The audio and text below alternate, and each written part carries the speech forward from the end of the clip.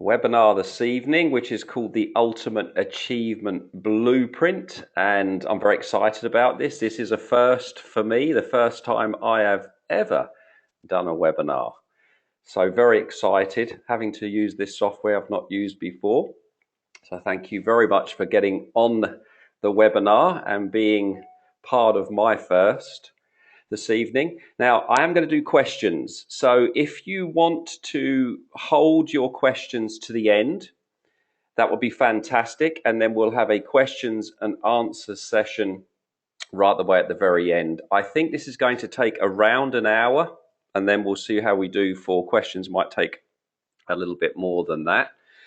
So let's jump in. So I've called this the Ultimate Achievement Blueprint, 6 Steps to a Lifetime of Success. So the Ultimate Achievement Blueprint is a step-by-step process, and it's really designed to increase your odds of achieving your goals. It's taken many thousands of hours of research, plus I only ever share information that I use myself. A lot of people ask me, Colin, where do you keep coming up with this content? Well, it's very simple. It's content I use. I am continually refining, seeking, trying to understand the best models, the best ways for my own life, because I have a sincere interest in living the life that I want to live, living the life that I love to live.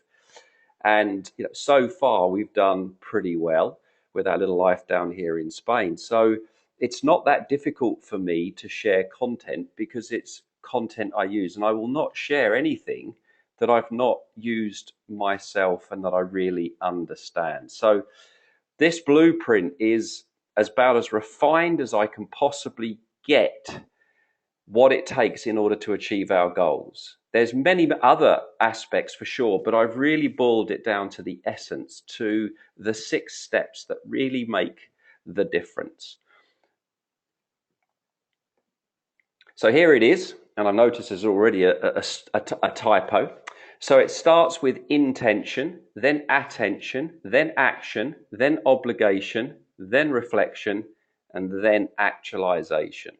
So these are the 6 steps, or the agenda, if you like, of this evening's webinar. We'll go through each of these 6 steps in detail, and with each step, I will give you an application, something to do. There will be something for you to download when I load this webinar up into the membership site, and there'll be things to do on each of these 6 steps.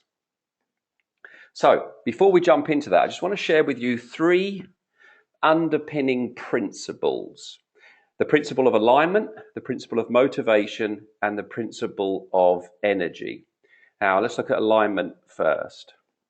So we've talked about total alignment, and it's been on one of my videos that you will have seen, and that accelerated results come from the alignment of the conscious mind, which is the logical, rational mind, but also the subconscious mind, which is the feeling and believing mind. And when these two are in alignment, when they're working together, we really unleash the all that we are. When they're out of alignment, when the conscious is going after one thing but the subconscious is wanting something else, it generally leaves us struggling, frustrated, we get annoyed, we don't understand ourselves, we get stuck. So often when goal setting and goal achievement is talked about, this bit gets missed. This bit doesn't really get talked about to the degree that I believe it should, because once we understand how to align both the subconscious and the conscious, everything starts happening for us, and it becomes easy, it becomes effortless, it becomes a joy, and all of a sudden we're able to bring towards us the things that we really want. Now, human motivation. Let's talk a little bit about human motivation and understand this. Every single human being is motivated by one of 2 ways: either the need to avoid pain or the desire to gain pleasure. This is called the pain-pleasure principle. And This principle is the principle that underpins all of our behavior.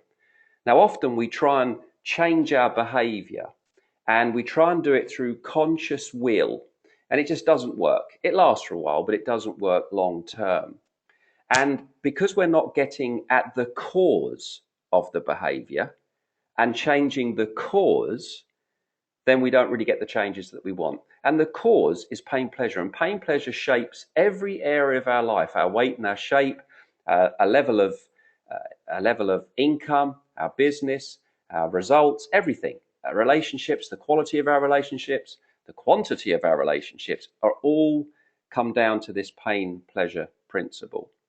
And sorry, the subconscious mind will always do more to avoid pain than it will to gain pleasure. And so, if you remember with the video, I sort of drew this up and showed this. The subconscious mind is really the powerhouse. And all the time, it's asking and thinking about what is this taking action really going to mean? And if it means pain, it will move away from it. And if it means pleasure, it will move towards it. But ultimately, its biggest drive is to avoid pain. And as you'll see, we can actually use this a little bit later on. That's why it's really important to understand it. Now, I put this picture in. Hopefully, it will cause a little giggle. So here we've got 3 children and 3 very different reactions to the same stimuli, which is the snake. So the girl on the right-hand side, she seems to be loving holding the snake. The little boy on the left-hand side, he looks intrigued. He looks like, oh, what's this going to be like? He's curious, fascinated. And then the girl in the middle obviously is not enjoying this experience at all. Now, what's the point? Well, the point is, if you think about what's going on in the brains, in the subconscious element of these 3, one is linking pleasure to this experience. One is linking, looks like, massive pain to this experience. And one is more curious, which will link as pleasure, but not a really powerful, pleasurable state. Now, you can pretty much guarantee, unless that girl in the middle does something to change her association, she will avoid snakes for the rest of her life. The girl on the right-hand side, she won't mind being around snakes as long as it's obviously a safe environment. We're not quite sure about the boy on the right because it looks like he's just, boy on the left, sorry, looks like he's just experiencing what it's like to hold a snake. And the subconscious mind of all of us is really, it has every single experience we've ever had. Every single experience we've ever had. It's all locked away in the subconscious. And it's not so much the experience, it's the way that we coded that experience through pain and pleasure. So that as we go through life, anything that we think is we're going to experience pain, we move away from. Anything that we think we're going to experience as pleasure, we will move towards. Now let's look at procrastination. And procrastination is something that we all experience. You know, why would we procrastinate? Because it doesn't make logical sense. Well, if we're putting something off, something that we should be doing, it's because at some level, subconscious level, we believe taking action will bring us pain. So let me give you an example that I think we can all relate to, right? Doing school homework. Now, I'd like to hear from those of you on the webinar right now. So type into the questions. My question to you is, when did you used to do your homework? When did you used to do your homework? What day, if you got your homework on Friday, at the end of the week, when did you used to do it? So just type in your answer to that question.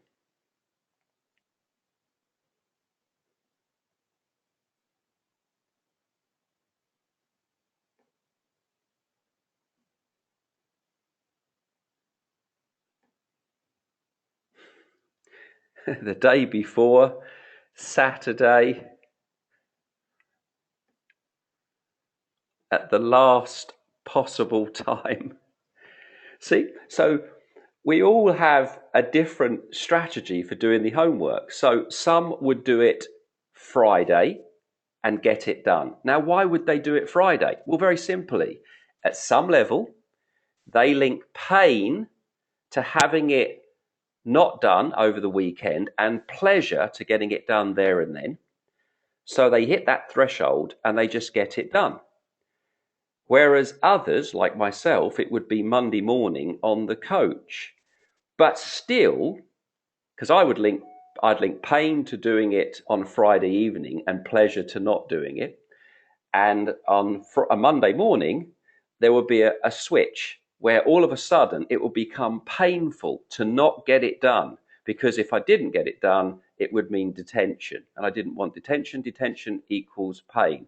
I might be shown up in front of the class. I might even be shown up in front of the school if I asked to come up on stage on Monday morning to be shown that I haven't done my homework. That's humiliation.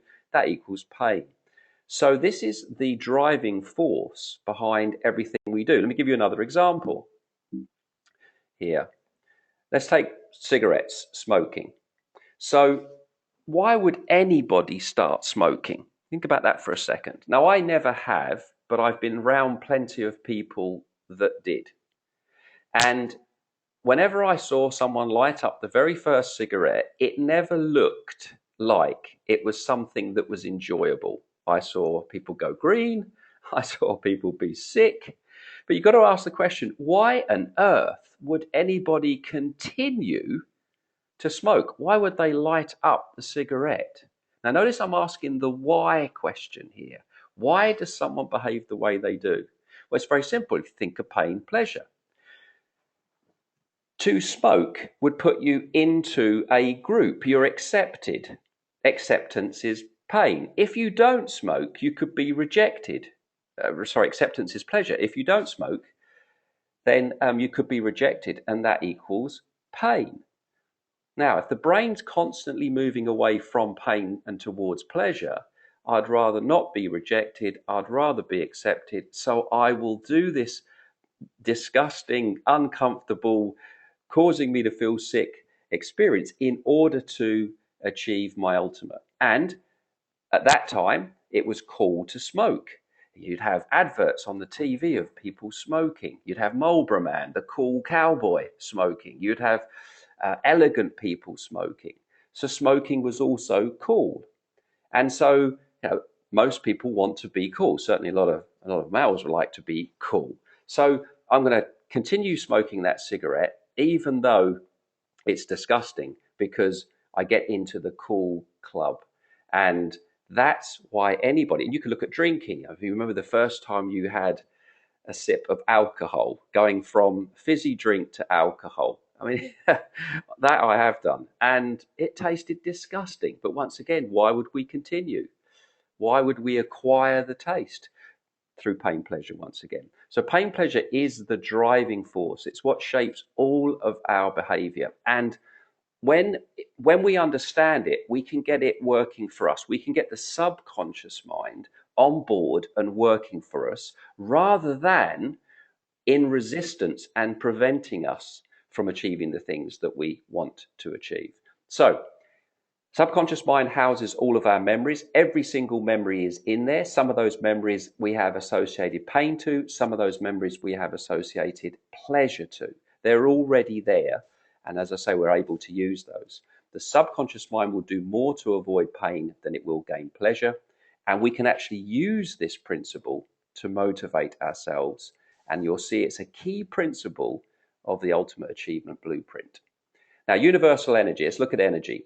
Energy is all around, and energy is everything. I mean, the law of attraction now has really, and The Secret has really brought this out into mainstream. Most people understand now that we are energy, and everything around us is energy, and we live in an energetic soup. It's what connects all of us to everything. And the law of attraction, as we know, is all about like attracting like. So the universe is one big mirror. It's constantly reflecting us back to ourselves.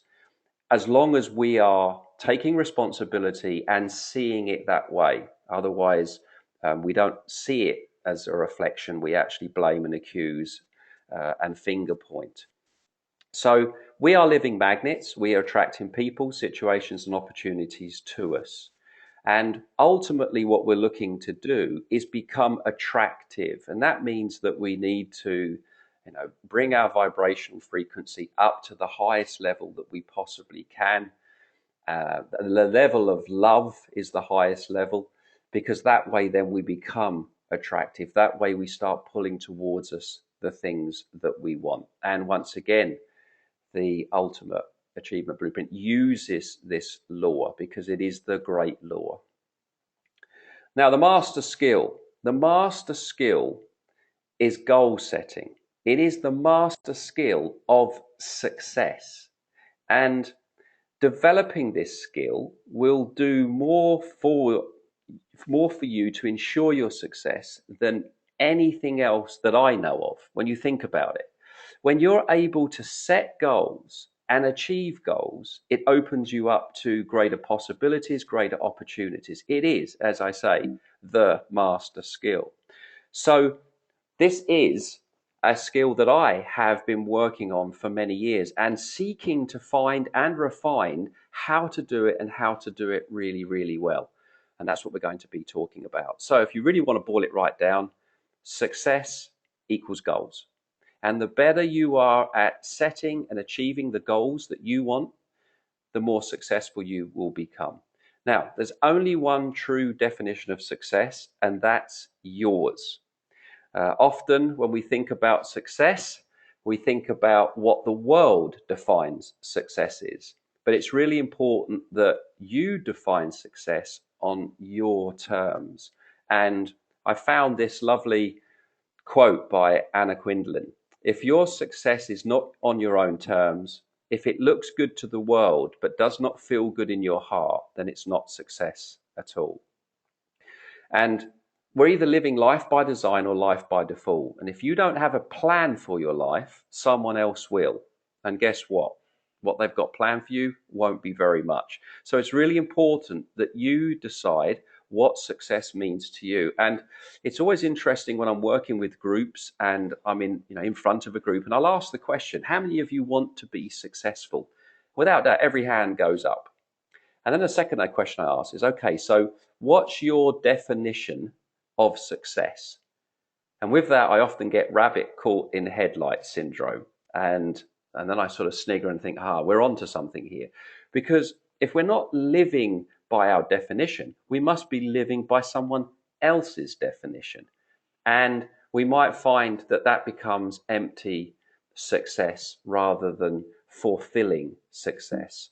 So let's look at some goal setting rules. There's only a few rules, but they are important. They're important to understand and to apply. So firstly, goals must be in harmony.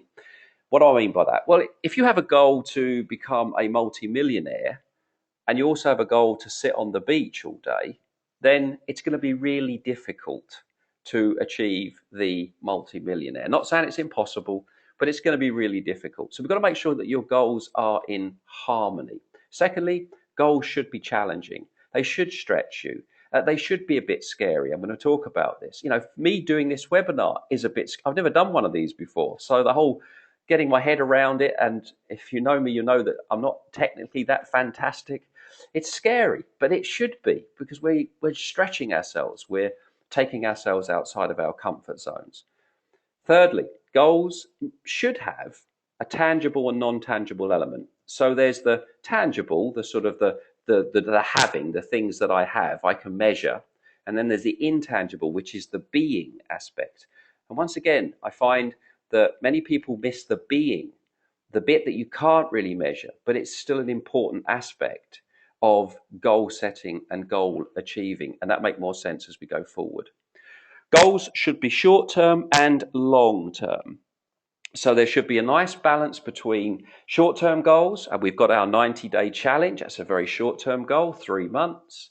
And you also can have 2-year, 3-year, 5-year, 10-year goals as well. My wife and I are working on a sort of a 10-year goal, but by that time the boys would have flown the nest.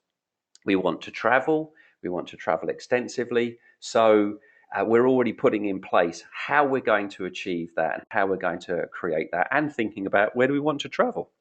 How long do we want to spend in these countries?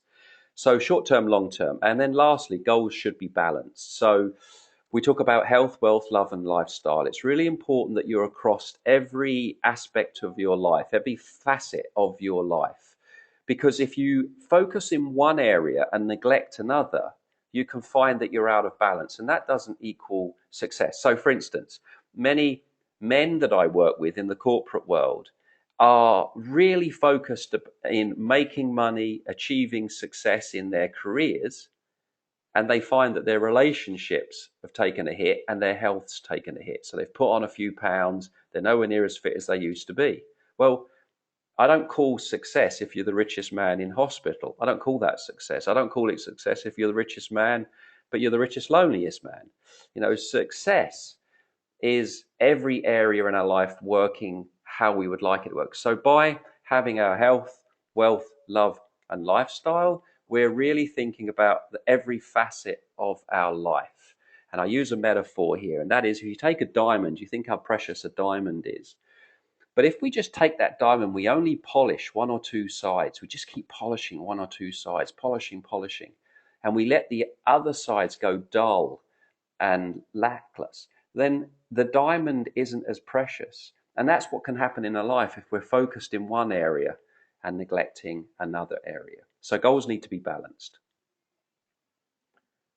So let's now go into the ultimate achievement blueprint in more detail and look at each of the steps and understand each of the steps in more detail. And I'm going to start actually with step number 6, which is actualization. Why actualization? Well, actualization is the manifestation of your goal plus. So if you see that little icon next to the step 6, it's got a plus in it. So I'd like to know from you, what do you think the plus represents? What is the actualization, which is the manifestation of your goal, plus? What do you think the plus is? I'm curious to know.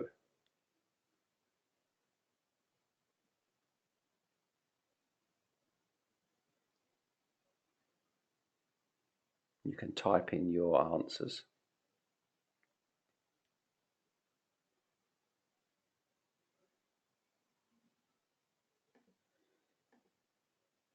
So Catherine has put even better than you can imagine.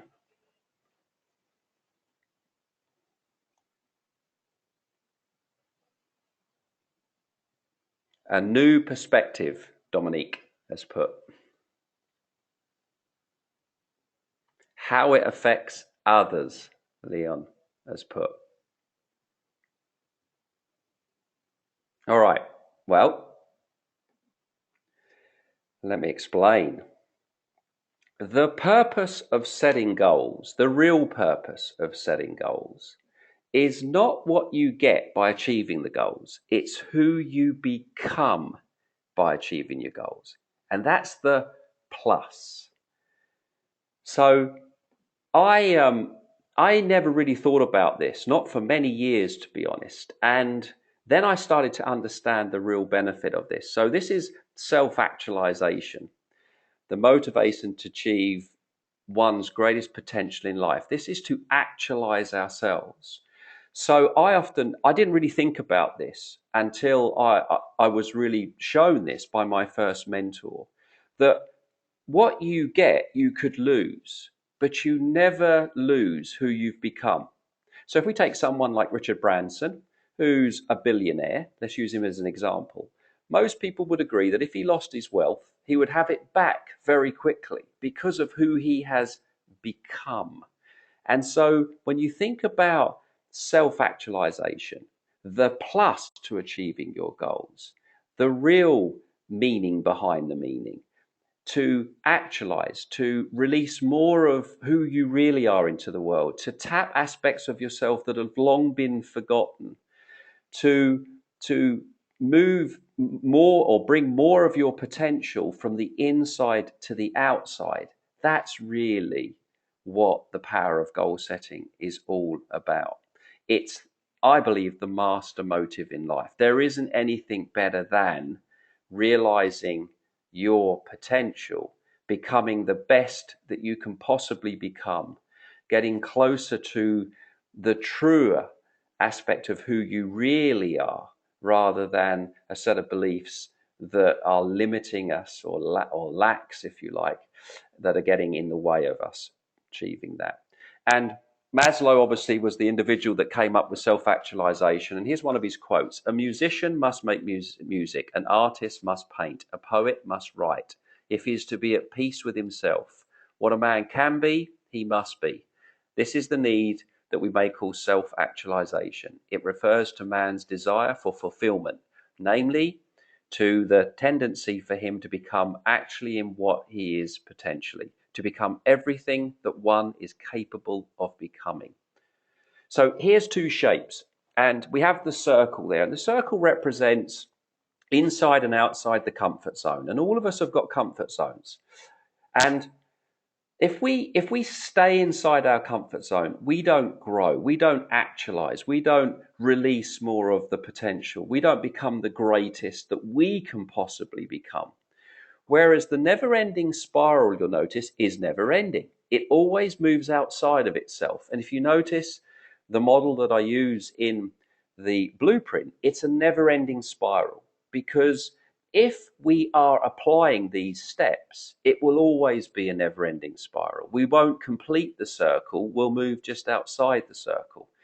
Now, everything that we want in life sits outside of our comfort zone. And to connect with it means we have to move outside of our comfort zone.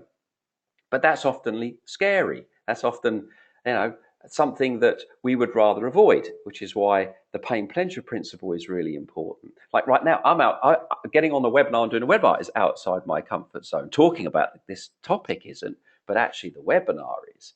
But in order for me to be able to achieve my goals of reaching more people, supporting more people, I need to do it. It's part and parcel of that. So hopefully you can see why I've used the shape. There is a reason why I've used the shape, and it is the never-ending spiral. Okay, let's look at closing this step 6. What's the application of the steps? How do we apply actualization, the last step? Well, I think it's useful to see life as a number of choice points. We're always meeting choice points. We're always at choice. In every moment, we're at choice. And so when we see life as choice points, we can see, okay, so what do I need to choose in either to actualize rather than? And I think it's really helpful to take growth mindset actions that move us outside of our comfort zone, actions that allow us to grow, to improve, to get better, to dig into this potential and release this potential. So when we come to a choice point, we can ask, is this am I in a growth mindset? Am I taking a growth mindset action right now? And when we are setting goals, when we become more intentional, when we become more deliberate and more purposeful, more conscious, we can start making choices based on our truth, based on what is important to us, based on our definition of success, rather than being unconscious, being asleep, and maybe choosing a default pattern, choosing a conditioned pattern from the past. So take a growth mindset. And if we use the ultimate achievement blueprint, we will actualize. We have to actualize. It's a guaranteed actualization model. And I think lastly here, it's really important that we enjoy the journey. Often we set goals and we put happiness in front of us. When I achieve the goal, then I'll be happy. And I think we can learn something from children here. Certainly my boys have taught me that they happily achieve, whereas I'm trying to achieve happiness. And we're human beings. We'll screw up, we'll get it wrong, we'll go backwards, we'll get stuck on plateaus. That's inevitable. It's called being human. And rather than beating ourselves up, making ourselves feel bad, I think it's better just to enjoy the journey, realize that we are human and this will happen, And if we've got a blueprint and we get ourselves back on the blueprint, we can get ourselves back on track without the pain of making ourselves feel too bad. So that's the application. Now let's look at intention. Step one, intention. Now, setting intentions and making plans is the clearest, most liberating way to direct your own life. It all starts with being intentional, setting goals, making plans. It is the first step. And the journey starts by deciding what you want.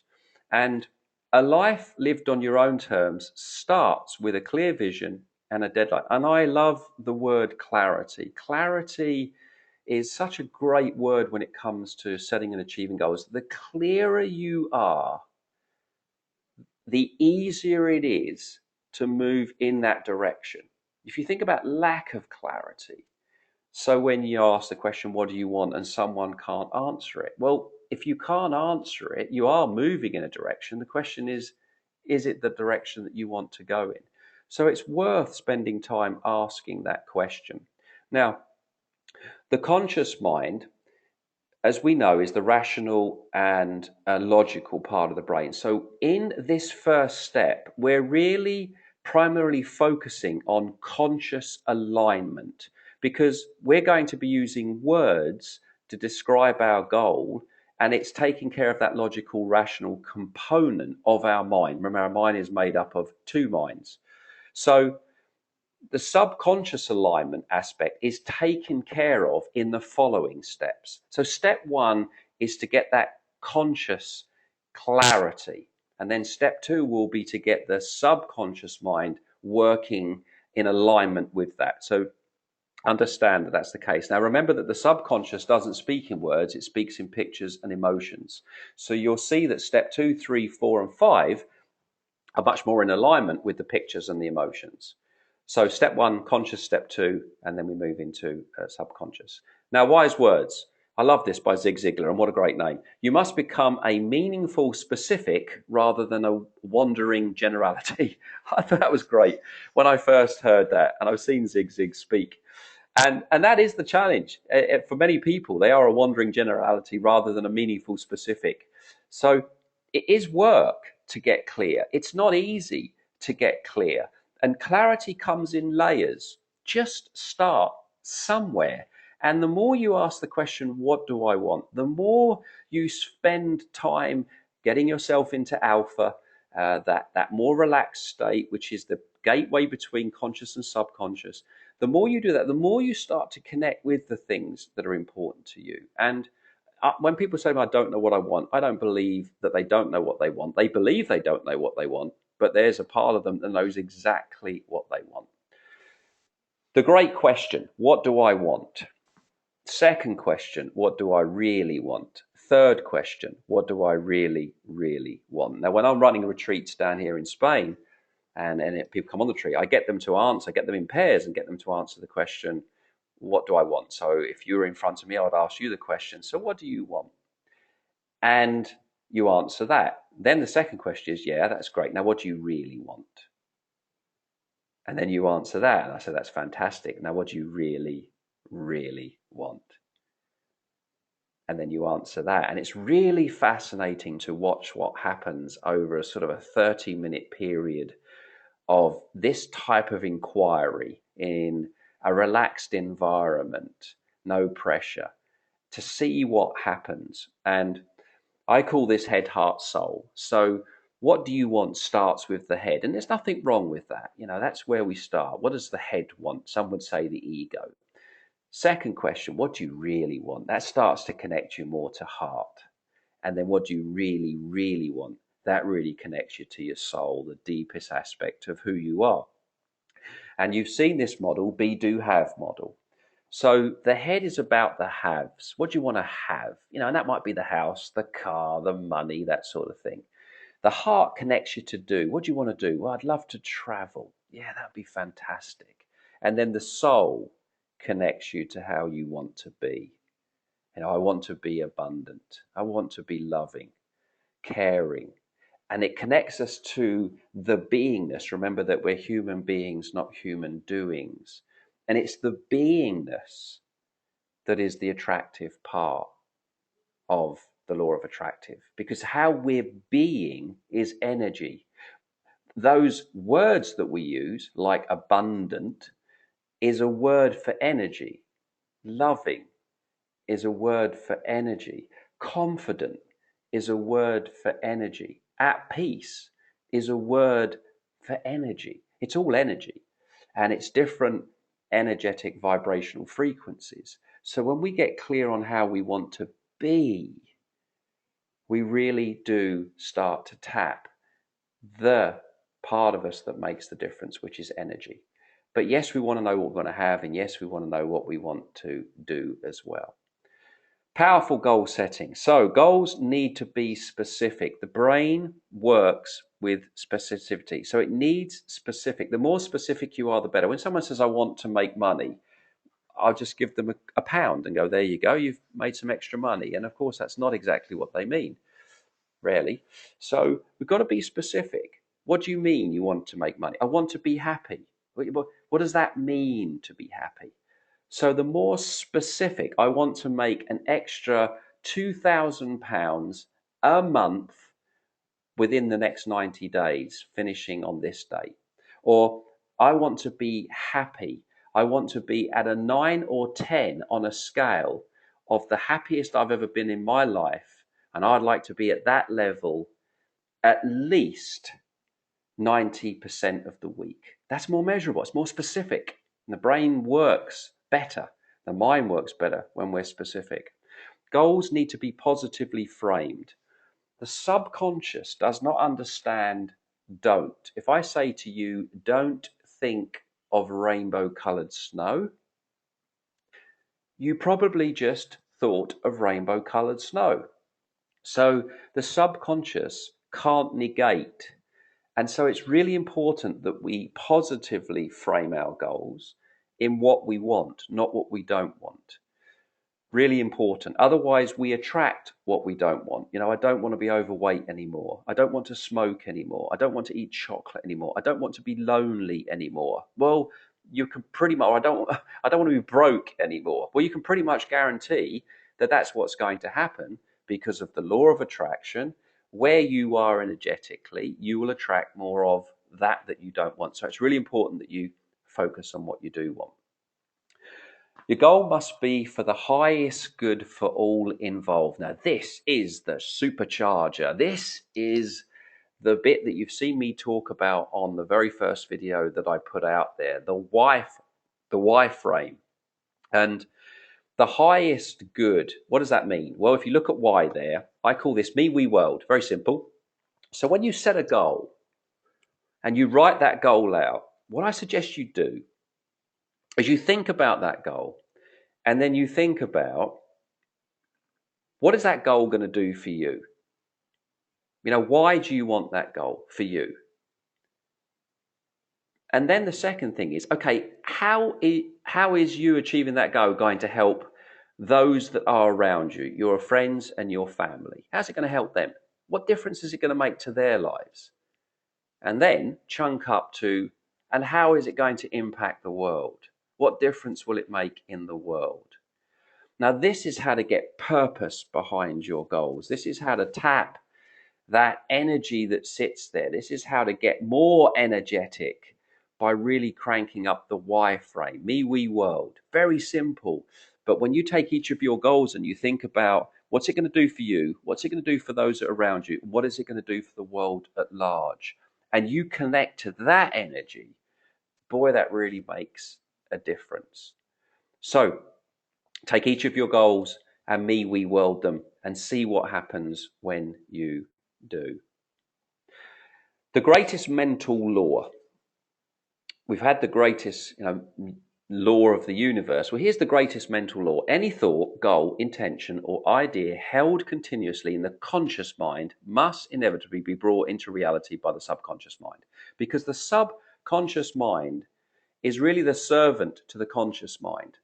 And by continually thinking about the goal that we want, or an intention or an idea, and we continually think about it, it's what we eventually bring forth. And this can be positive or negative, depending on whether we're thinking about what we do or we don't want. That is really the great mental law. Now, here's the application for step one. So firstly, you've got the power to create, plus the Be Do Have Mindscaping tool, plus the 90 Days to Unstoppable. These are really great tools to help around step one, which is about being intentional, setting your intention, having some goals, having clarity, having vision in your life, and finding time to really think about it. The power to create is, if you haven't listened to it, is a wonderful, wonderful guided visualization to help you tap with that creativity that sits just below your conscious awareness. It's always there. So when someone says, I don't know what I want, I just get them to put that on and listen to that. That will really help. The Be Do Have Mindscaping tool helps you think about the things you want to be, the things you want to do, the things you want to have in the 90 days. Now, some of you may have already have covered all of these, done all of these. Do you want to give me a quick nod, a quick yes, done it, Colin, or working on it, Colin, or going to get round to it, Colin? Where are you all at? Let me know.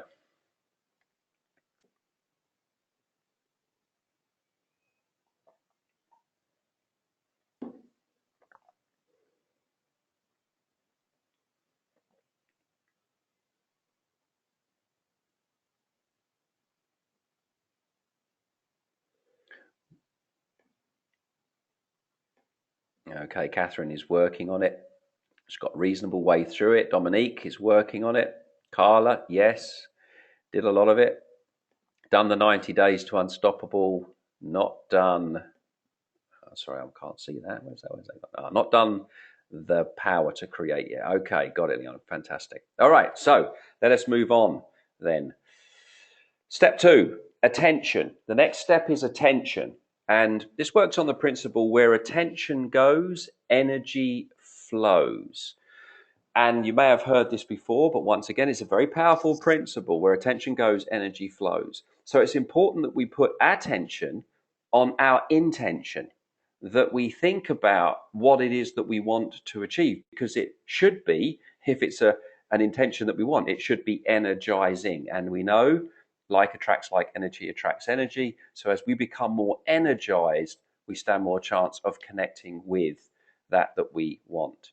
And you can only put your attention on one thing at a time. So it's really important that over a period of a day, you give some attention to the goal that you want to achieve, that you deliberately find time to do that. And it's important to keep your attention acutely attuned to what you want so that you stay energized and you stay focused. And I like to think about attention as a discipline. It is a discipline. And I know for some, discipline is a word that sits anywhere between chronic diarrhea and toothache. You know, it's most of us do not enjoy discipline. Pain, pleasure, most of us link pain to discipline. But it is important. This is a very important aspect of goal setting and goal achieving. Secondly, attention is a habit as well. So the more that we do it, the more it becomes habitual. The more it becomes habitual, the more it becomes a subconscious process. And as you'll see, there's things that we can do to make this easier and put some structure in our life so that this begins to happen. We'll get to that a little bit further down the track. Attention is energizing. So when you think about what you want, you become energized. And when you become energized, you become more attractive. So it's really important that you give your goal, it's 15 minutes plus fame every day, that you find the time to think about that goal, that you are running certain exercises, mental games, which we'll talk about, certain strategies that are giving your goal its 15 minutes of fame every day. You are able to talk about your goal, write about your goal, think about your goal, dream about your goal, visualize your goal. These are all ways of giving your goal its 15 minutes of fame every day. And here's two tools that can really help. The first tool is the glass of water there. I call this the drink it up. It's very simple. It's really powerful. So what you do is, it's a morning and evening ritual. So what you do is you have yourself a glass of water beside your bed and you fill it up to the top. And Just before you go to sleep, as you know, you're beginning to shift into alpha now. If you've watched my videos, you'll understand brain states and the importance of alpha when it comes to reprogramming the subconscious. As you begin to relax in your bedtime routine, what I suggest you do is you drink half of your water, and you drink it slowly and you sip it and you feel the water in your mouth going down your throat. You feel the coolness of it. You feel it being absorbed into your body. But what you do is, as you're drinking the water, you think about your goal. You think about the thing that you want to achieve. You picture it, you visualize it. And as you drink the water, you become one with your goal. You get the feeling of what it's like having achieved your goal. So if it's a goal to earn an income, for instance, and that's going to give you the feeling of confidence or the feeling of achievement, then you lock into that feeling. And then as you're going to sleep, that is the image that's in your mind. That's the picture that's in your mind. And what do we know about the subconscious? It thinks in feelings, it thinks in pictures. As that drops down into your subconscious, that then becomes processed by the subconscious whilst you're in alpha, moving down into theta, moving down into delta, which is deep sleep. So, very powerful evening ritual, very quick to do, very easy to do. But you imagine doing that every night. Now, when you wake up in the morning, you drink the other half of the water. So as you wake up, just sit up in your bed when you're still in alpha, you haven't moved into beta, and do the same again. Drink it, think about your goal. Now, if you've downloaded my vision book, everything you need to know about vision boards, and you've made yourself a vision board, if you've got that beside you and you're just looking at that, even more powerful. So a morning ritual, an evening ritual, drink half the water in the evening, half the water in the morning, thinking about your goal will energize you. You're putting attention on your intention, and it's a great simple ritual. Now there's many more, of course, but there's one to get you started. The other one is the intention manifesto. And this, once again, is the guided visualization that you've got. And it's really, really good for giving your goal its 15-minute plus of fame every day. And it uses a neat little trick that I learned from timeline therapy, where you literally drop the picture into your subconscious on the day that you want to achieve it. Now, this is really, really, really powerful. And one that I recommend, if you haven't listened to this yet, get this on. And if you can find time each day to play this, certainly in the early stages, where then that goal really gets integrated with the subconscious, you'll find that there'll be so much more alignment, so much more energy towards the goal, because the subconscious mind begins to wake up and want to manifest that goal for you. So resistance moves out the way, and motivation moves in, and away you go. So there's two tools that you can use around the application of attention.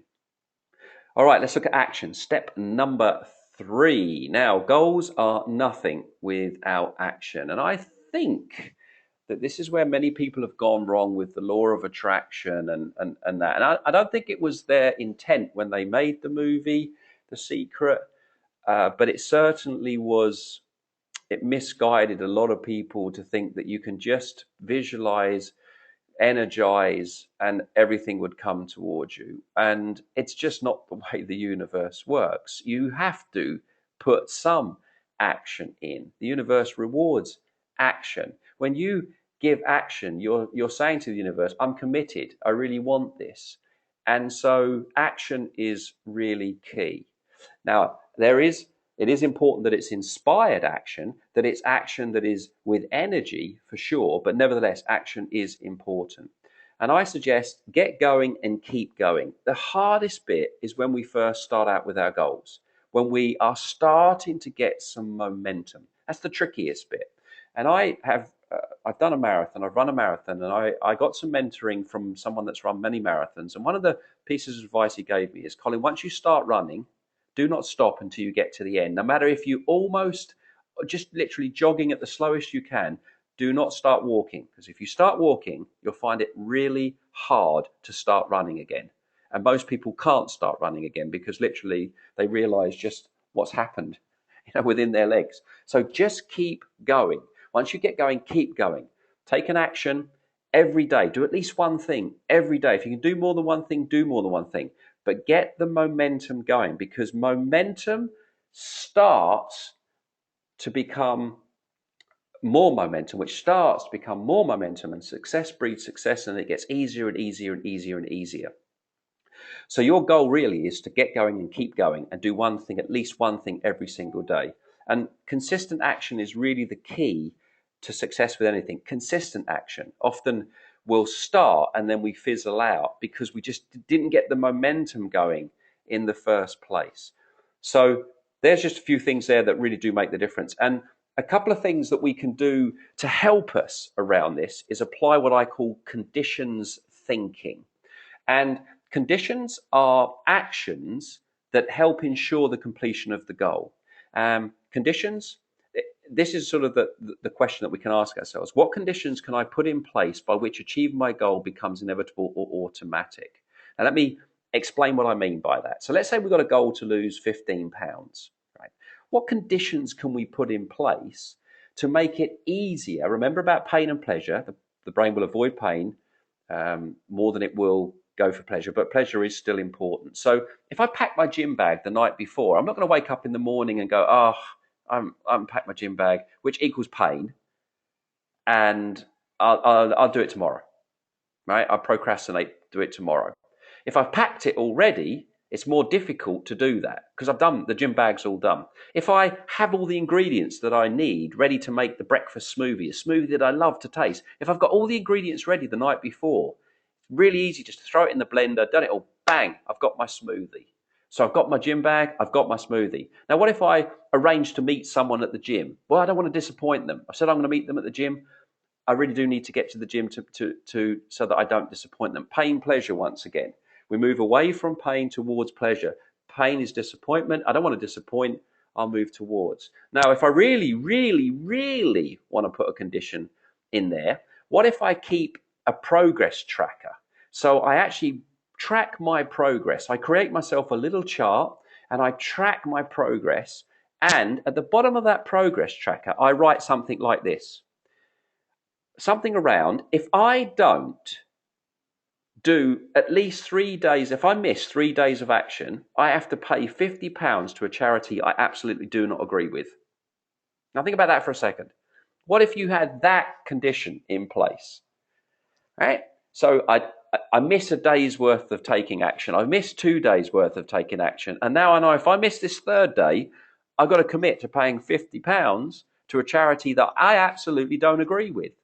Is that pain or pleasure? Well, it's massive pain. The brain moves away from pain towards pleasure. There's no way I want to do that. So I better get my arse in gear and get going. So by creating conditions around our goals, we literally put structure in place. We align ourselves with pain and pleasure, and we make it easier for ourselves to achieve our goals. So, excuse me, using conditions is a really simple and neat trick, a neat way of getting ourselves going. Now, secondly, leverage, getting leverage. The reality is, the hard, cold reality is, there's going to be days where we are not going to feel like taking the action we've committed to. Whether we're tired or for whatever reason, it's just called being human. We're not going to feel like taking the action. So let's say that for me, I want to lose 15 pounds and I'm going to get up for a run in the morning and the alarm goes off and I really do not want to get out of bed. Well, how do I get leverage on myself? Well, this is where the pain pleasure comes back in again. Because if I ask the question, what will it cost me if I don't get out of bed? How am I going to feel about myself knowing that I didn't commit to what I said I was going to get? What are my friends and family going to think about it? Me, we world. Remember me, we world? So what are my friends and family going to think about me knowing that I didn't take the action that I said I was going to take? What will my children think about me? Really? And then, excuse me, what ultimately is it going to cost me in the grand scheme of things? Now, the more I link pain to not getting out of bed, the more I link pain to not doing it, then the more chance I've got of getting out of bed, because the subconscious moves away from pain towards pleasure. So then the second question is, well, what will I gain if I do? How am I going to feel about myself when I come back in after the run? What's it going to be like to jump in the shower, knowing that I did it? What will I be saying to myself, knowing that I achieved it? How will I feel about myself? What will my children think about me? When I said I was going to go for the run and I did the run, what's my wife going to think about me? What are my friends going to think about me? So this is a quick technique to get leverage on ourselves in those moments when we really don't feel like, when the subconscious is in resistance, when the subconscious is like, no, taking action equals pain. Well, if we ask, well, what will it cost me if I don't? Now pain becomes our ally. Now pain becomes our friend. Now pain is on our side, and it can give us a kick up the backside, get us out, get us taking the action, whatever the action is around health, wealth, love, and lifestyle.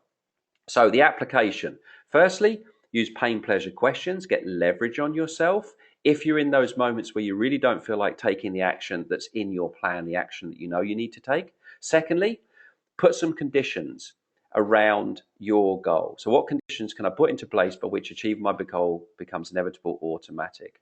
And lastly, you can download the results tracker. When I load all this up, I'll let everybody know.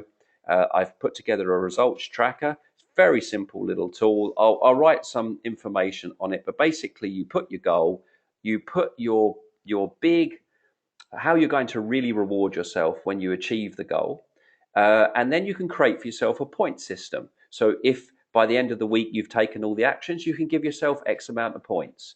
If you don't, you can take points away. So remember that the way pain pleasure works, you ultimately want points. You don't want to lose points. We'll do more to move away from that.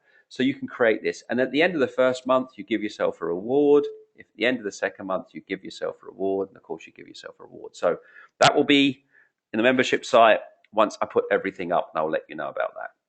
Okay, step number 4, obligation. Now, this is a biggie. This is huge.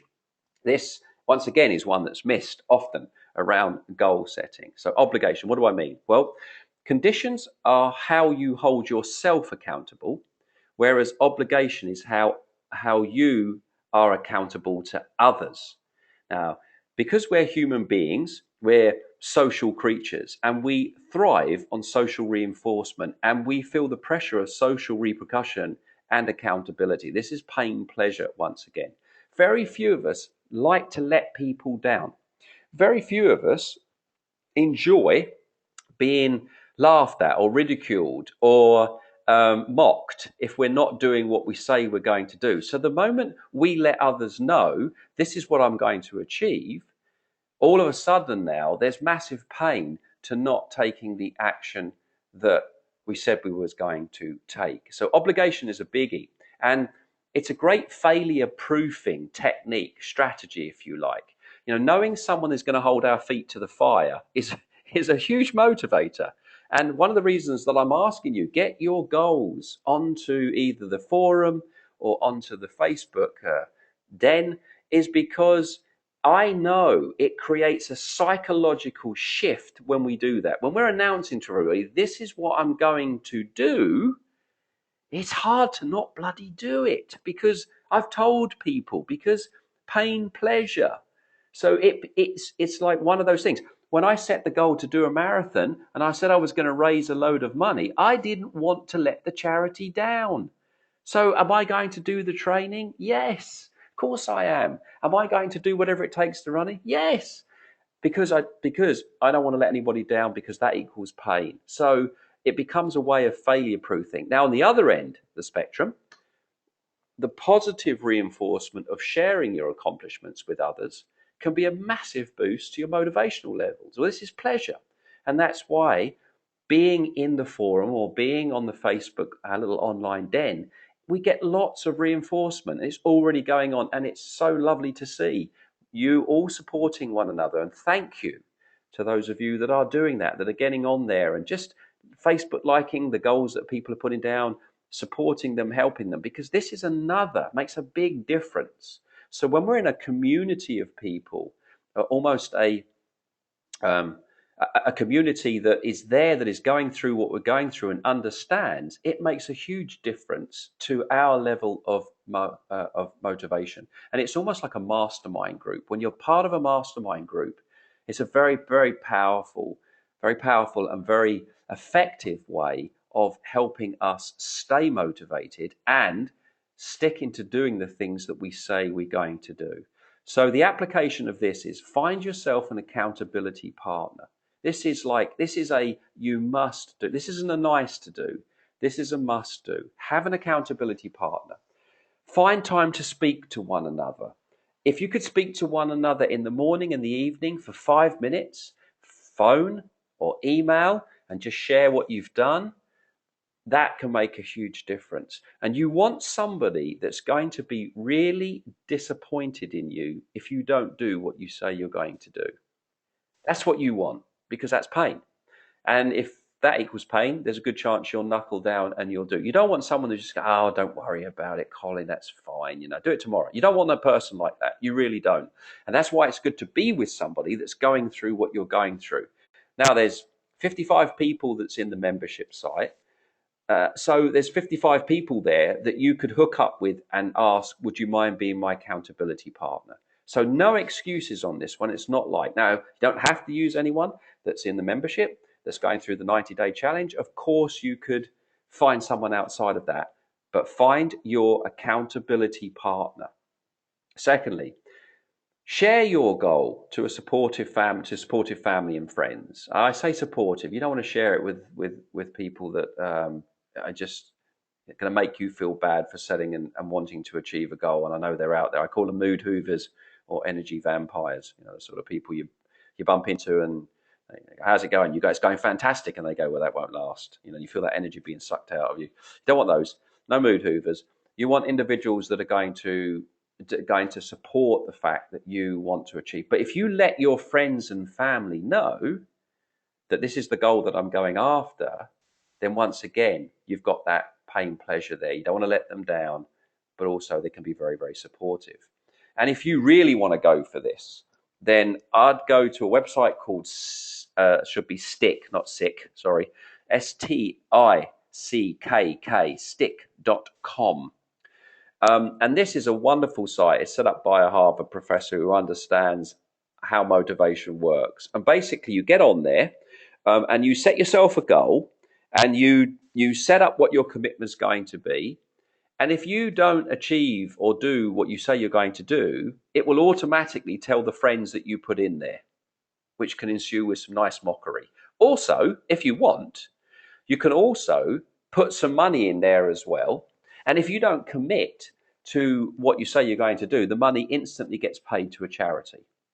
Now, if you put a fair amount of money up to a charity that you don't agree with, once again, it's going to be a good chance that you're going to stick to what you say you're going to do, because you don't want the pain of mockery or being laughed at or seeing money disappear out of your account to something that you disagree with. Now, that really is leverage. I mean, that's super, super leverage. But once again, it's there as a strategy and one that can be used. All right, step number 5, almost there, reflection. Reflection and adjustment is how the cycle completes. And it's another step that's really missed more often than not, really important. It's the final step that brings you back to the beginning, allows you to take the next amazing step. It gets you really thinking about, how am I doing in accordance to where I want to be? What is it that I need to change? What's working really, really well? So it is, if you like, the bit that enables us to move forward with purpose, with clarity, and with power. And it's an absolutely necessary step to change, to grow, to shift, and evolve, to actualize, to self-actualize, if you like. Now, how do we do this? Well, what you want to be doing is recapping your wins, thinking about what's working, what you're doing well, what is it that's essential that you keep doing because it's really bringing the results. And it's important that you celebrate your wins, that you enjoy this journey to achieving the things that you want. Secondly, examine your uncompleted actions, your incompletes. Where have you incompleted?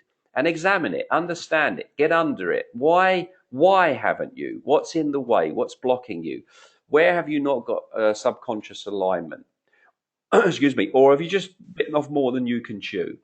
What is it that's actually going on that it is that you need to make sure that the following week or the following day that you actually get going again? So at the end of each day, I have a little what I call celebrate or fix.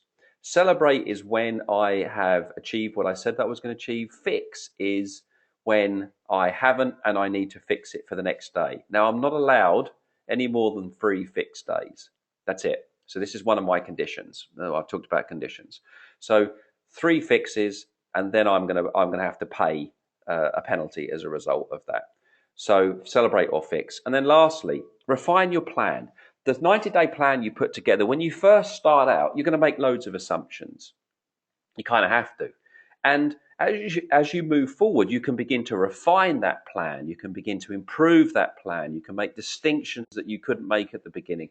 And it's absolutely fine to do that. You might find that actually the action that I thought I was going to take isn't as enjoyable as this action. I want to take this action. So you can refine that plan and improve that plan as you're going along. So what I'd like you to do here is I'd like you to schedule a 30-minute period of time every Sunday. Every Sunday. It's a great day. 30 minutes every Sunday. Sunday morning, Sunday afternoon, Sunday evening. I don't care. As long as you schedule a little bit of time on Sunday. Now, does it have to be on Sunday? No. Of course you can do it. But Sunday is a great day. It's the start of the week. And it's a great time to think about what has been and think about what you want to do, and then draw up your plan to achieve it. So I've put together a sheet. I call it Second Look Sunday. And it's a chance, it's a few questions to think about the previous week, second look, and then think about the week coming. How do you need to reorganize your priorities? What is it that you need to do different? How do you need to plan your week? What conditions do you need to put into place to make sure that you achieve, so that then when you get to the following Sunday, you can look at your wins, look at your incompletes, and then also refine your plan, make the changes that you need to make as well. So Second Look Sunday, 30-minute period of time, that's all it takes. Reflect on the week. Now, can you reflect each day? Of course you can. And you can reflect at the end of each day. As for me, it's celebrate or fix. But at least once a week, you need some time of reflection to think about how you're doing against your plan, wins, incompletes, and things that you want to change. All right, so closing thoughts. That is our ultimate achievement blueprint. And this is, say, something that, and I've gone through it pretty quickly here, but it's something that I've spent so many hours on in my own life with people that I've coached, and reading, experiencing, living, practicing, that it is and does make such a big difference. And it is the ultimate achievement blueprint. And by applying it, you can expect a sense of clarity, vision, of purpose, of excitement, of joy, of inspiration in your life. It's a crystal clear path to achieving all that you truly desire. And with every step on that blueprint, every step increases your probability of achieving the goals that you set out. To miss any step out drops the probability down. And out of everything that I've seen, read, heard, experienced, they are the 5 things: intention, attention, action, obligation, reflection, actualization. And actualization is the ultimate. Self-actualization and the actualization of the goal that we set out to achieve. So that's why it's actualization plus. So there we are. We're at the end, and I now would like to answer any questions that you have. So if you have any questions, now is the time just to pop them in, and I'll get them answered for you. And when the questions stop, we will end the webinar. So do you have any questions?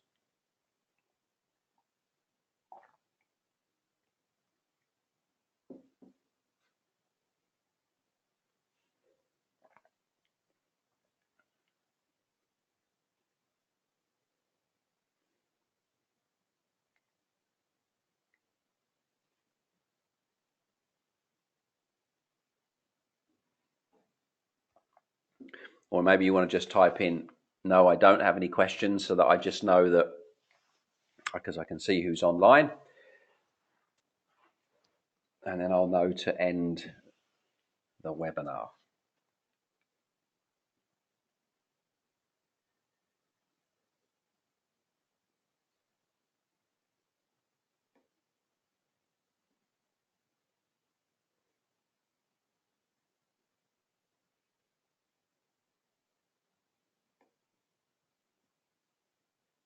Thank you, Catherine. So no questions.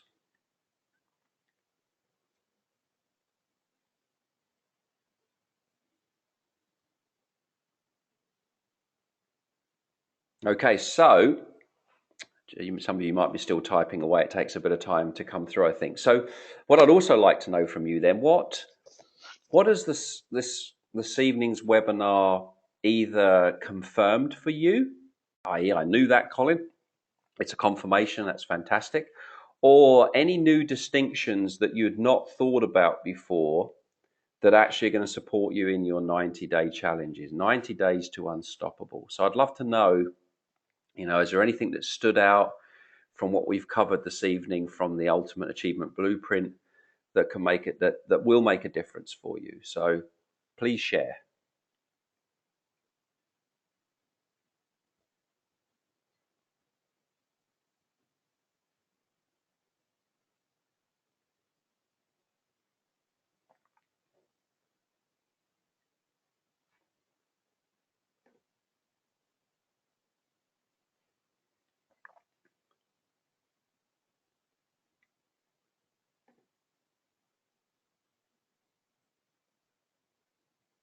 Okay, Catherine has put, being specific is difficult often, but I lost the next bit there, Catherine.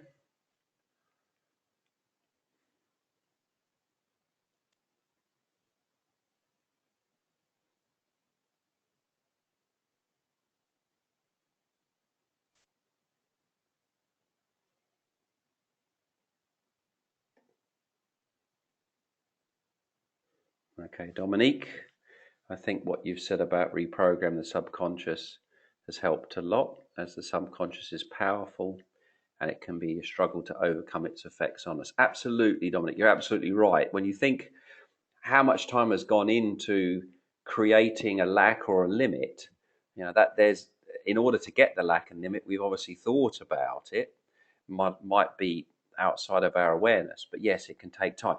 But there are things that we can do that can really accelerate the reprogramming. The belief that it takes a long time is a belief. The belief that it's hard is a belief. What if we had a different belief? What if we believed it was easy to reprogram the subconscious mind? And when we look at the science of the brain, beta, alpha, theta, delta, and I said that's all. I'm sorry. When we look at that, when we understand that, we give ourselves the best chance. So switch the belief.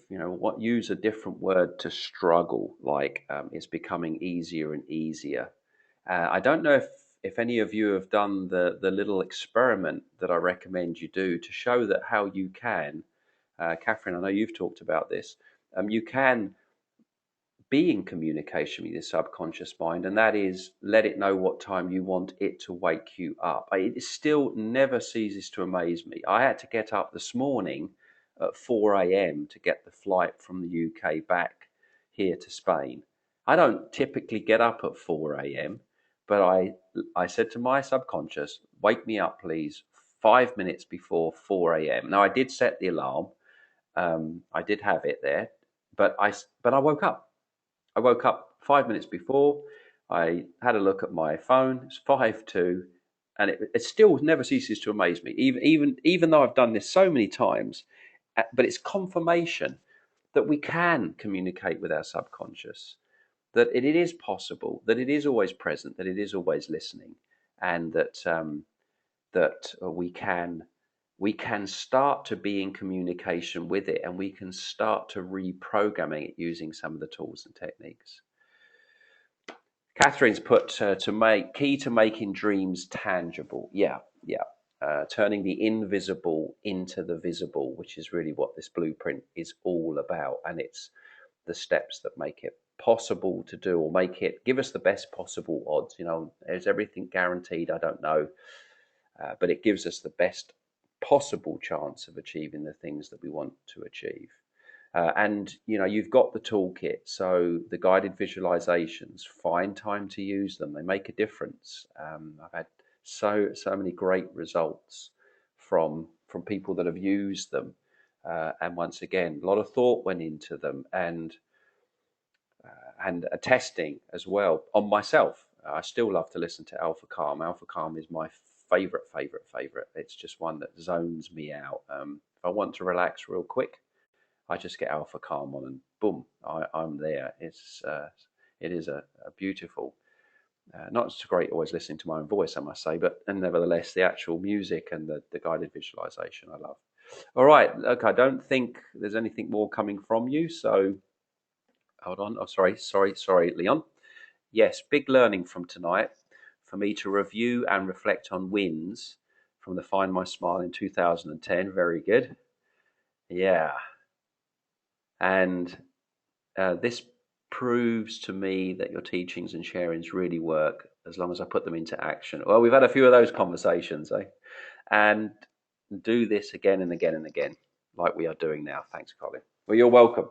Guys, thank you very much for getting on the call. Thank you very much for being the first with me on a webinar. I'm no longer a virgin. So we've got through the very first webinar I've ever done, and I've most thoroughly enjoyed it. And you can obviously get onto Facebook, let me know any questions, queries. I will get this loaded up as soon as I possibly can, and I'll get all the worksheets loaded up, and you'll be able to download those. So thank you very much for coming on the call tonight. Lots of love to you all, and I'll speak to you soon. Take care.